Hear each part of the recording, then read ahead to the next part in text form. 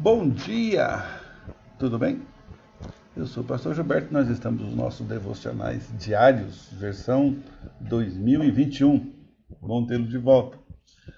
Nós estamos fazendo devocionais no texto de Efésios e nós estamos continuando o que nós vínhamos falando no ano passado. Os primeiros 3 capítulos de Efésios falamos sobre as teologias, as questões que Deus traz para fundamentar uma vida em Deus. E agora nós vamos partir para as questões práticas, né? O que isso deve, então, acontecer na minha vida e na sua vida, para que Deus possa ser reconhecido por nós e através de nós. Nosso tema, então, é vivendo dignamente.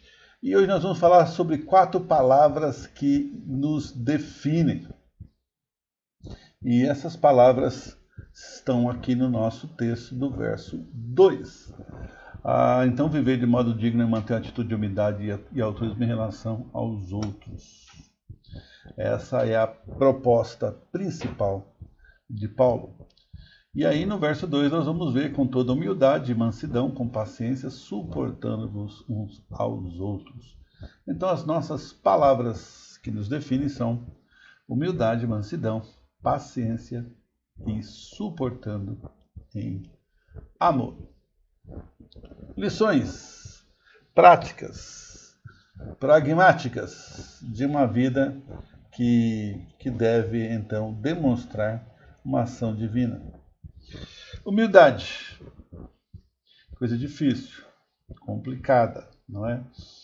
A gente vive num mundo que é competitivo, né? No Brasil, menos nos Estados Unidos, por exemplo, a formação do povo é competição, eles fazem isso desde pequenininhos. Mas no Brasil também, né? A gente tem essa questão da competição. Quem vai fazer mais, ter mais poder, mais dinheiro, mais beleza, sei lá, qualquer coisa, né? Então, a humildade, ela parte de um princípio extremamente dentro da perspectiva cristã, né? Na Roma Antiga, a humildade era desprezada, porque era fraqueza. Mas em Cristo, a humildade tornou-se uma virtude. Que quer dizer que eu estou aqui para servir e não para ser servido. Jesus falou sobre isso, né? Cristo viveu e morreu servindo a Deus e sacrificando-se pelos homens, sem se preocupar com reputação, com dinheiro, fama ou coisa do tipo. Então a gente não pode esquecer que a humildade no nosso caráter, ela vai revelar que somos cristãos e imitadores de Cristo. Eu sei que isso é um projeto que você precisa cuidar, mas vem cá, você que já é um adulto, ou quase isso, quantas coisas já você não tem que ter o mesmo cuidado, né? De levar a termo, de continuidade, de determinar algumas coisas para a sua vida que vão definindo o que você vai fazer. Eu conheço uma moça que ela está, acho que no 3º ano tentando medicina e ela continua tentando. É o projeto dela, né? Quando é que ela vai... eu não conversei com ela ainda, mas quando é que ela vai lançar um plano B? Eu não sei, né? Eu sei de gente que se acabou esperando um momento de concluir ou de passar no vestibular para medicina na USP. Mas também eu soube de um cara que ficou há 8 anos e no 9º ano é que ele passou, né? Ele foi batuta, né? Mas a ideia aqui é que nós, como imitadores de Cristo, a gente vai nessa mesma continuidade, sem desesperar, sem enfraquecer, sem desmerecer os outros e sendo constante em tudo que nós viermos a fazer, né? Para nós, humildade será colocar Cristo em primeiro lugar da nossa vida, os outros em segundo lugar e nós mesmos depois. A gente inverte essa coisa, né? A gente fica aquela conversinha, os últimos serão primeiros, a gente põe nós primeiro, já que a gente vai ser primeiro mesmo, vamos pôr logo nós em primeiro. E aí a gente vai correndo atrás da vida para satisfação pessoal e esquecendo que Deus tem um projeto na sua vida, na minha vida, que precisa ser continuado e conferido diariamente, checado, visto. Não é? Então não esqueça, meu querido, a Bíblia diz lá em Mateus capítulo 5 ou 4, não lembro agora, bem-aventurados os humildes, né? E nós precisamos ser imitadores de Cristo. Precisamos ser humildes. Paulo vai falar em algum momento lá, ser de meus imitadores, porque eu sou, ou como eu sou de Cristo. Mas reconhecendo a nossa fragilidade, não a nossa força, mas a fragilidade. Jesus, ele assimila uma condição que não era dele. Ele podia fazer o que quisesse. Ele podia ter descido daquela cruz, ele podia ter estalado os dedos e vindo uma legião de anjos para o defender. Ele podia ter feito o que ele quisesse. Na sua humildade, ele não fez. Então, nossa dependência é do Senhor e é no Senhor. E consciente de que somos criaturas que não podem viver um segundo sequer sem o cuidado de Deus. Deus é conhecedor do tempo, né? E às vezes eu vejo jovens, adolescentes, até crianças fazendo algumas coisas que eu sei que vai acabar mal. E aí eu falo, rapaz, mesmo assim nem sempre o pastor é ouvido. Por quê? Eu já falei isso ontem, né? Porque a gente não assimilou a verdade como coisa da vida, como a sua própria vida, os seus valores, o que você acredita, né? Você gosta de melancia? Gosta? Que bom. Não gosta não? Chato, né? Eu adoro. Eu tenho uma colega que ela detesta melancia, eu fico zoando ela sempre que eu posso, oferecendo melancia, né? Enquanto ela disser isso, ela nunca vai experimentar uma melancia na vida dela. Nunca. Por quê? Porque ela decidiu que não gosta. E ela conta uma história da sua infância, né? E faz sentido, né? Mas é um determinismo, né? Não precisa ser assim, né? Mas as pessoas têm liberdade. Eu estou tentando fazer uma comparação aqui e eu sei que qualquer comparação vai ter pontos fracos e fortes. O que eu quero dizer é que, de novo, se os valores de Deus não chegam a se aproximar do meu coração e me transformam naquilo que Deus quer que eu seja, então eu vou ser eu mesmo enquanto eu faço algumas coisas que eu concordo em Deus, né? Simples assim. Segunda palavra que nos define é mansidão. E a mansidão não é sinônimo de fraqueza, é o contrário, é a suavidade dos fortes, né? É poder levantar a voz e não levantar. Né? Aquele cuja força está sob controle. E o grande projeto de Deus é que nós sejamos capazes de nos controlar. Domínio próprio não é fácil. E às vezes eu mesmo derrapo aqui e acolá, mas eu faço de tudo para manter sob controle. Tudo que eu consigo fazer eu faço.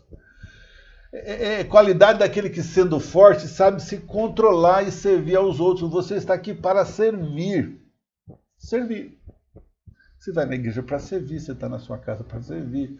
Você pode pegar um copo e levar para a pia, você pode lavar um copo, você pode fazer algumas coisas, você pode. Então faça. Você pode ir para a igreja, você pode abençoar um irmão com alguma coisa que ele precisa. Você pode pegar uma cadeira para alguém que chegou. Ah, mas não é minha responsabilidade, eu sou o quê, rapaz? Você é manso e capaz, preparado para servir. A pessoa mansa é capaz de abrir mão dos seus direitos. Prefere sofrer o agravo do que infligi-lo a alguém. Mansidão é poder sobre controle. Uma pessoa mansa controla seu temperamento. Ah, pastor, mas eu sou assim, nasci assim, eu sou Gabriela. Você não é Gabriela. Alguns aqui podem até ser, né, pelo nome, mas eu digo aquela coisa ah, não, é que eu sou italiano, todo italiano é meio bruto. Não, não é. Não é que eu nasci no Nordeste todo mundo era ignorante. Não, não é não. É que eu não gosto de pessoas. Não. Controle seus pensamentos, seu temperamento, seus impulsos, sua língua, seus desejos. A mansidão é fruto do Espírito, Gálatas capítulo 5.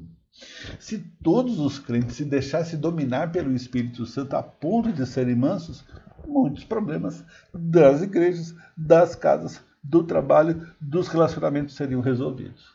Lembra que eu falei no início? Agora é a hora da prática, o que isso tem a ver comigo e como é que eu posso lidar com isso. Mas em tudo, queridos, domínio próprio. Sem ele, você não vai fazer nada no Senhor, infelizmente. Paciência. Paciência é a atitude de nunca revidar. A palavra quer dizer aguentar com paciência pessoas provocadoras. Já passou por isso? Eu já passei muitas vezes. E poucas vezes eu me descontrolei, mas me descontrolei em algumas vezes. Né? E hoje eu tento manter a paciência como atributo permanente da minha vida. Eu estou tentando. E eu sei que a minha luta não ficou para ontem, né? Tem uma frase na Bolsa de Valores é que o ganho anterior não quer dizer que vai ser posterior também, entendeu?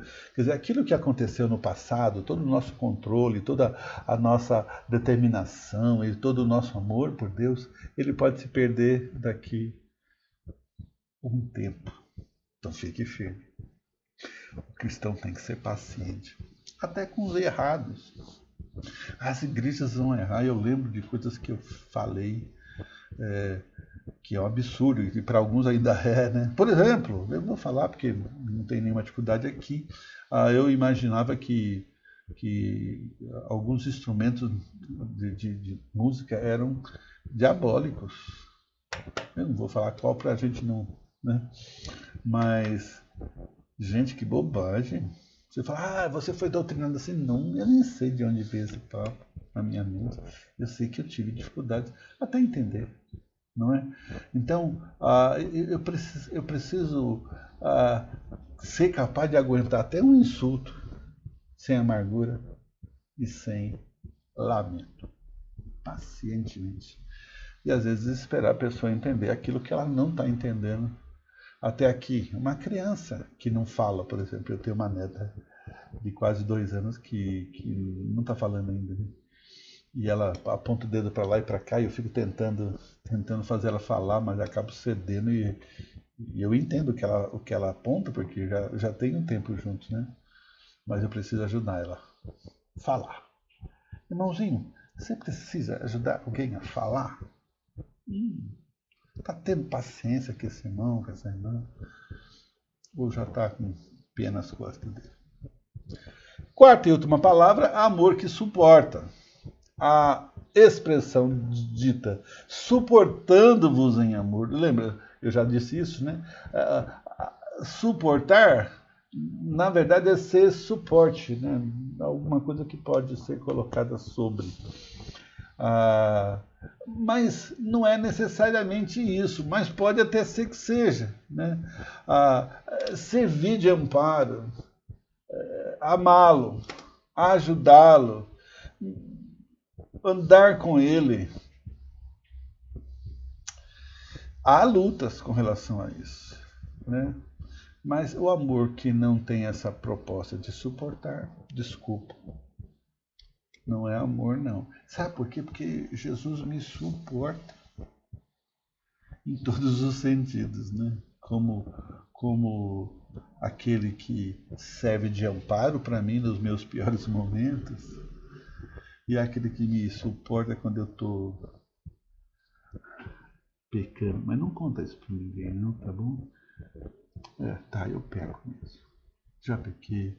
E infelizmente, cada vez que eu peco e me arrependo e confesso, eu falo, mas de novo, Giba, por que você entrou nessa? Pois é. Por isso que eu estou dizendo tudo isso com toda a liberdade, porque eu também não estou lutando com isso e estou buscando acertar. E graças a Deus tenho acertado mais do que errado. E você, parceiro, como é que está a vida? Tem acertado mais do que errado? Está firme nesse projeto? Espero que sim. Que Deus te abençoe. Amanhã temos mais um degrau para subir aqui nessa escada de Efésios capítulo 4 e conto com você, que você possa andar com a gente. Deus te abençoe. Em nome de Jesus. Amém e amém. E até amanhã.